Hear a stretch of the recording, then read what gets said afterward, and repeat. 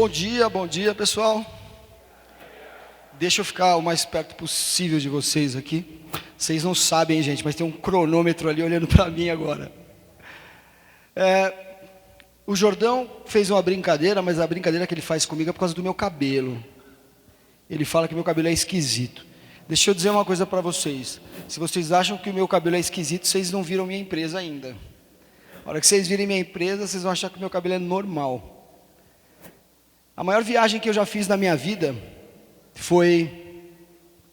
A viagem mais longa que eu já fiz na minha vida foram 45 centímetros. Exatos 45 centímetros. E essa viagem, ela foi daqui até aqui. É a viagem que eu precisava fazer. Porque essa viagem me permitiu percorrer o caminho da desalienação. Vocês já pararam para pensar que quando a gente vem ao mundo, muitas coisas já são pré-estabelecidas? Você não escolheu essas coisas. E como elas já são pré-estabelecidas e você não as escolheu, muitas vezes a gente não se encaixa nisso. Coisas do tipo, básicas mesmo, sistemas do tipo capitalismo e comunismo, né? Patrão e empregado, inovação ou fazer aquilo que eu já sei fazer, grande versus ser grande ou ser pequeno. Essas coisas são conceitos que às vezes vêm pré-estabelecidos e eu cheguei à conclusão que esses conceitos não serviam para mim. Por uma grande parte da minha vida eu fiquei muito mal com isso. Eu trabalhava e eu fazia parte de todos os sistemas, mas eu não me sentia bem fazendo o que eu fazia. Muito raramente eu me sentia bem. E aí então eu resolvi que como minha empresa, o que eu queria fazer não se encaixava, então eu resolvi aceitar que eu tenho realmente, de fato, uma empresa esquisita. E nesse caminho, né, de construção dessa empresa, eu entendi que para que a coisa funcionasse, eu tinha entendido que não era um problema de pertencer ao capitalismo, mas era um problema de qual é o nível de consciência que a gente aplica nas coisas que a gente faz. Não importa se é capitalismo, importa qual é o seu propósito, qual é o propósito que você define para tomar suas atitudes. E então, eu entendi que um slogan legal, algo bacana para a gente fazer na nossa empresa, era criar um slogan, logo no começo dessa empresa, né, que pudesse definir para a gente, né, o que é que a gente queria fazer. Foi quando eu criei o slogan, se faz bem, a gente tem. E aí eu comecei a criar produtos de fato para melhorar a vida das pessoas. Se esses produtos pudessem ser o mais natural possível, ótimo. Se eles já fossem naturais, então a gente tentava fazer orgânico. Essa era a ideia. Se faz bem, a gente tem. Era a ideia principal da nossa empresa. E olha, gente, não é fácil. Quando você tem uma loja, você testar todos os produtos que você vai vender, não é uma tarefa fácil. Não só os que você fabrica, mas todos os produtos que você vai oferecer. Nunca foi uma tarefa fácil, mas é uma tarefa muito prazerosa. Um desses produtos foi... não estou me dando bem com esse troço. Um desses produtos foi um produto que elimina 95% de toda a química de uma residência. Não seria legal eliminar a química de uma residência? Não seria bom você participar, né, para a despoluição de um rio, como o Tietê, por exemplo? Não seria bacana? Eu sou uma pessoa muito prática e para mim eu precisava de coisas que realmente funcionassem, que eu visse funcionar. E nesse caminho a gente também produziu o Veg Chips, né, que eu pretendo que seja a aposentadoria do Doritos, a aposentadoria da Ruffles. E quando a gente criou o Veg Chips, a intenção era entender que o prazer é super importante para as pessoas e que as pessoas tinham uma noção negativa de produtos naturais. Eu precisava que o prazer fizesse parte. E aí eu lancei um produto que eram lascas de vegetais de verdade. Inclusive está aí para vocês experimentarem. O pessoal está aí. Distribui também, pessoal, para vocês verem que incrível que é esse produto. Para vocês verem que, mesmo sendo uma pequena empresa, você tem condição de fazer alguma coisa muito legal. Mas, nem sempre foi tão fácil assim. Eu, na realidade, comecei com 16 para 17 anos de idade. Minha vida começou como empresário no setor de confecção, e eu sempre fui muito apaixonado por motocicletas, né? E aí então eu pensei, por que, se eu sou tão apaixonado por motocicletas, por que eu também não monto uma empresa de vender motocicletas?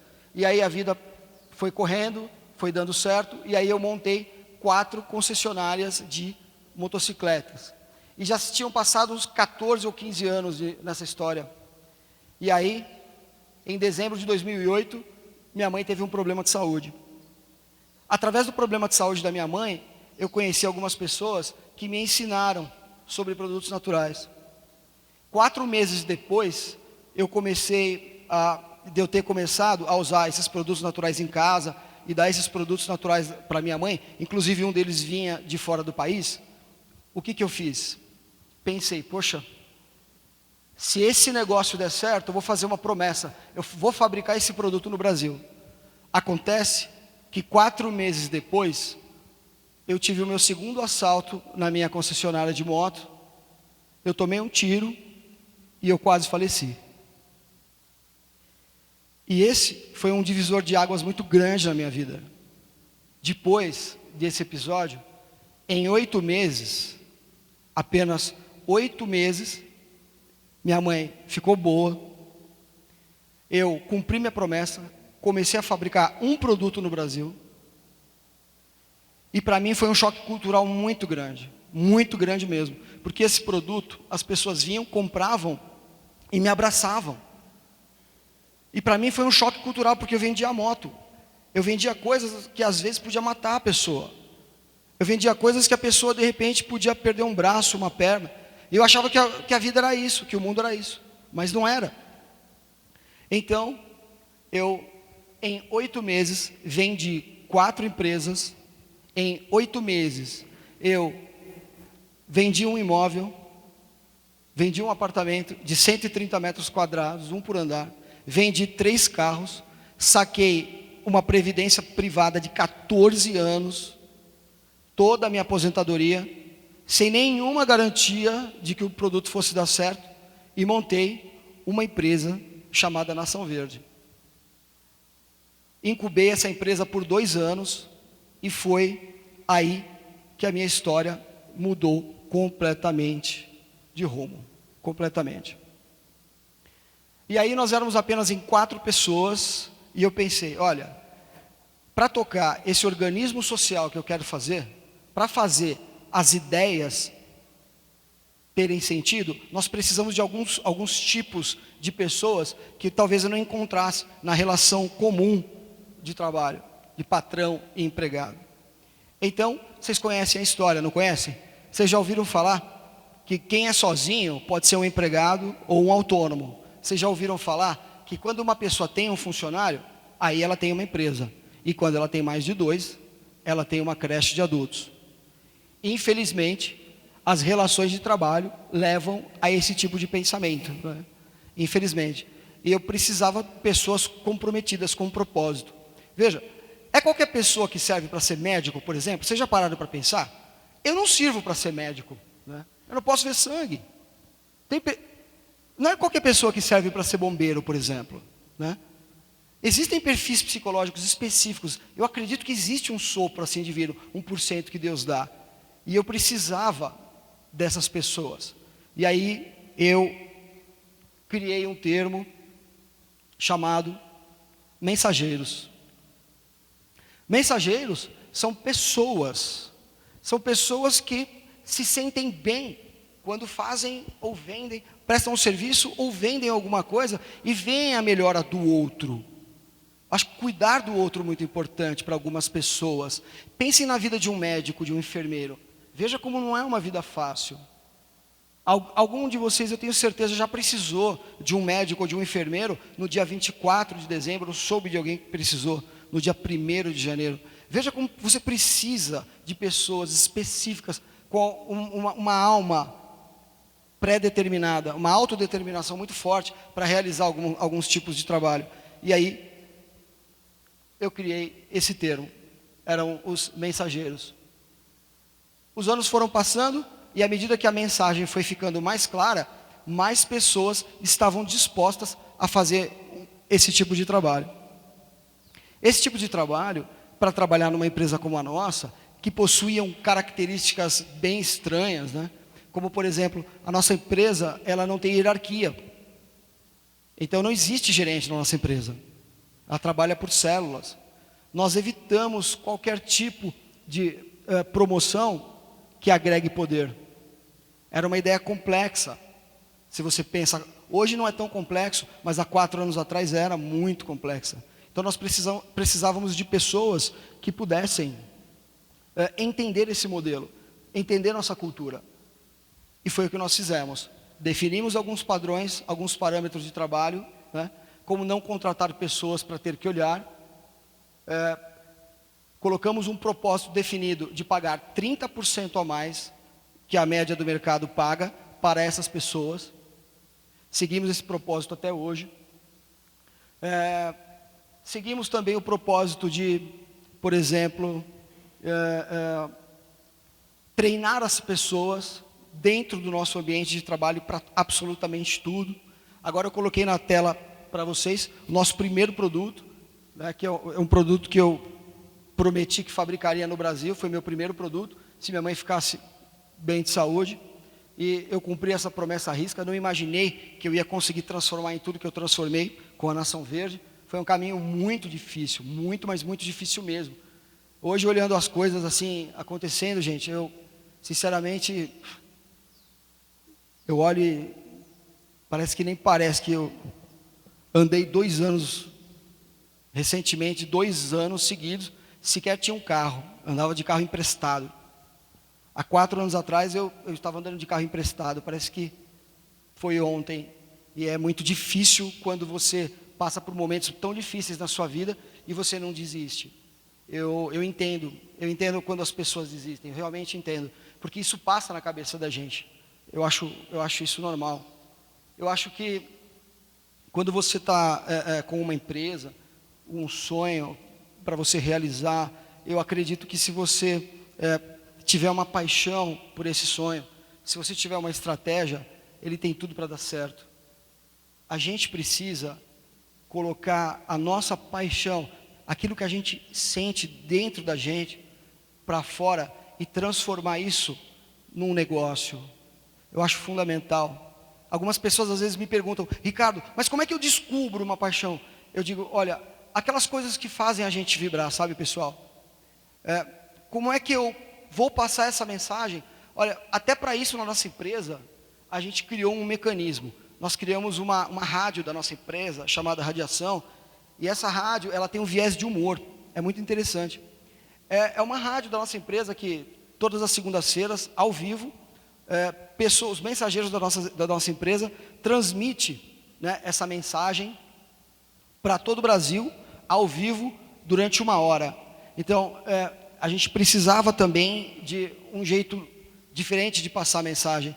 Se você tem alguma paixão na sua vida, encontre um jeito de passar a sua mensagem que você vai conseguir, com certeza. Você não vai conseguir passar a sua mensagem de um produto novo, de uma ideia nova, se você não criar um jeito novo de comunicar a sua mensagem.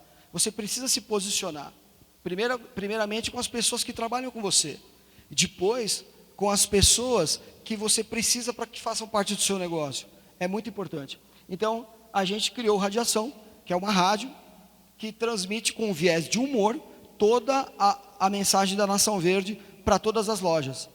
Então, é uma dica que eu dou para vocês também. Se vocês tiverem uma mensagem, melhorem o jeito de comunicação, que você passa a atrair essas pessoas que vibram, que pensam como você.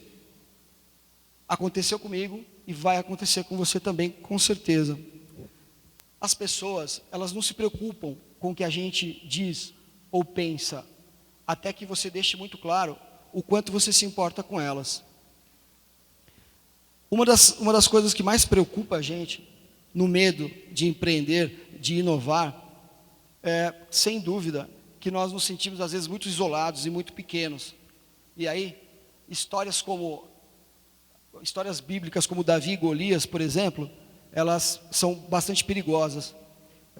o pequeno não deve nunca enfrentar o grande, mas o pequeno pode, através de uma estratégia bem definida, enfrentar o mundo, enfrentar qualquer desafio. Eu, por ter ascendência judaica, tive acesso à história sobre Davi e Golias de uma forma um pouco diferente. Eu quero que vocês acompanhem rapidamente esse raciocínio, talvez sirva para vocês, serviu para mim. Imagina que você tem duas tribos disputando um território. Imagina isso. Imagina que essa tribo normalmente oferece seu melhor guerreiro contra a outra tribo. Pense nisso. E aí o guerreiro que vencer, então fica com o território. Era uma prática muito antiga. Quando o rei viu Golias chegando e viu um cara com 2 metros de altura, com uma armadura pesadíssima e que precisava até de um escravo para carregar seu escudo, o rei não pensou 2 vezes. Olhou para um segmento do seu exército. Ele não olhou para qualquer segmento, ele olhou para os fundibulários. Prestem atenção nessa história, é muito importante. Os fundibulários usavam a funda. Para vocês entenderem a capacidade da funda, a funda era um objeto de couro que era capaz de lançar uma pedrinha numa velocidade comparável hoje em dia com uma pistola 7,65. Quando ele apontou para o segmento do exército e perguntou: quem de vocês quer enfrentar Golias? E então Davi vai e dá um passo à frente. Ele não escolheu a pessoa, ele perguntou quem quer enfrentar Golias.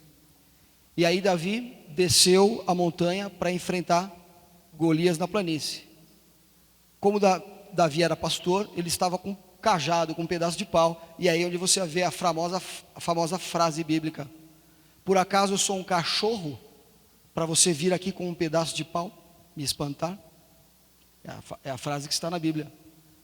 Ser grande também gera muitos descuidados. Mas Davi, com a funda presa atrás das costas, quando chegou na distância de mais ou menos 50 metros, usou a funda, atirou uma pedra, acertou Golias na testa. Davi estava acostumado a fazer isso todos os dias, porque ele era pastor de ovelha. Para espantar lobo, ele fazia isso todos os dias. Então Davi treinava todos os dias. E aí, acertou Golias. Golias cai por alguns segundos desacordado, mas a distância era de apenas 50 metros. Precisava de poucos segundos para que Davi chegasse até Golias e o degolasse. Essa história, ela é passada de geração em geração, e é como realmente aconteceu. Então, nós mesmo pequenos, e usando a estratégia que a gente usa na Nação Verde, que é privilegiar pequenas empresas na cadeia de fornecimento, nós sempre pensamos que o pequeno não deve enfrentar o grande, mas deve, com certeza, criar estratégias, se unir a outros pequenos também, para realizar grandes feitos heróicos. Super pessoas, super-heróis da vida real, na minha opinião, bons candidatos a super-heróis são empresários. Esses são bons candidatos a serem super-heróis. Existem outros motivos, inclusive, muito mais nobres para isso, né? Eu acredito que, na minha vida, 3 grandes mentiras foram contadas. Quando eu fiz minha primeira faculdade, disseram para mim que a propaganda era a alma do negócio. Mas não é. A alma do negócio é a alma. Depois, na virada do século passado, disseram para mim que as pessoas eram a alma do negócio. Mas não é. A alma do negócio é a alma. As pessoas certas podem te ajudar muito, mas pessoas não. E depois disseram para mim que liderança, que inovação era a alma do negócio. Mas não é. Mudar não é a alma do negócio, na minha opinião. Saber o que mudar, quando mudar, é muito mais fundamental do que mudar. Saber o que mudar é fundamental. Liderança, tem tantos manuais de liderança que só serviu para me confundir. Às vezes você acha que fala rápido demais, às vezes você acha que fala alto demais, às vezes você acha que gesticula demais, mas na realidade o que conta mesmo é se você entrega ou se você não entrega. Entregar aquilo que você prometeu, dar satisfação às pessoas, trazer as pessoas com você, é fundamental. e não ser carismático necessariamente, ou ter empatia necessariamente, fazer cursos necessariamente, mas ter um propósito que faça você vibrar e que faça as pessoas seguirem você. Se você não tem capacidade de transformar algo que você realmente queira resolver, um problema que realmente você queira resolver, se você não tiver a capacidade de se apaixonar por isso, se você não conseguir transformar paixão em lucro, as pessoas não vão te seguir. Nós, na minha opinião, precisamos dar urgentemente ao Brasil o que ele ainda não teve, e que por isso até agora não viveu. Nós precisamos dar uma alma ao Brasil. Nós não precisamos de uma revolução de armas, nós precisamos de uma revolução de almas. E para isso, qualquer sacrifício é grandioso, todo sacrifício vai ser sublime nesse sentido. Os gênios nacionais, as pessoas que a gente admira, não são de geração espontânea. Eles nascem quando um amontoado de sacrifícios humanos anteriores lhes prepara a altitude necessária, de onde a gente pode revelar uma grande empresa, uma grande nação. A maior parte das pessoas que não empreende ou que não inova, tem receio porque tem medo da crítica. Essa é a verdade. Mas eu vou dizer uma coisa para vocês. Se você jogar no Google, joga no Google Chico Xavier, e você vai ver que até homem santo já recebeu críticas terríveis. Não há como fazer nada sem ser criticado. Mas eu vou dizer uma coisa para você. Se você fizer a coisa realmente com paixão, se você realmente quiser resolver um problema e se unir às pessoas certas, para cada xarope que falar mal de você, para cada Zé Mané que te criticar, você vai ter um exército de pessoas querendo te defender. Não desanime, porque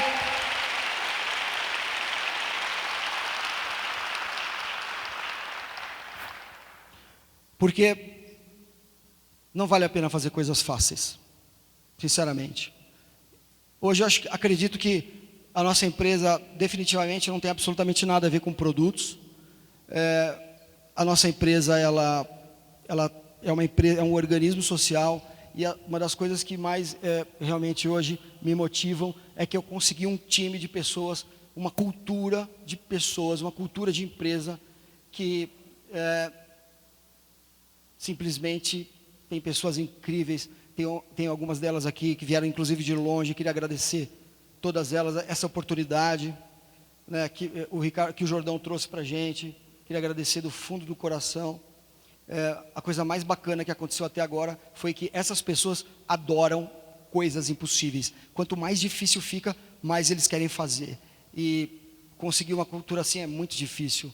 Eu desejo do fundo do meu coração esse tipo de sucesso para vocês. Que vocês queiram realmente coisas muito difíceis, que vocês queiram realmente cuidar do outro e trazer propósitos muito bacanas.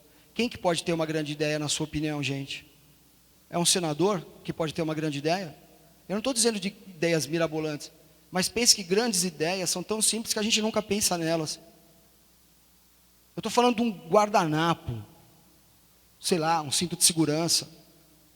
Você pode também, se você quiser, ajudar a melhorar o mundo, tendo propósitos muito maiores e não necessariamente ligados à sua individualidade. E eu desejo para você que você não desanime. E eu desejo para você esse tipo de sucesso. Gente, muito obrigado pela oportunidade. Foi incrível ficar esses minutos com vocês. Receber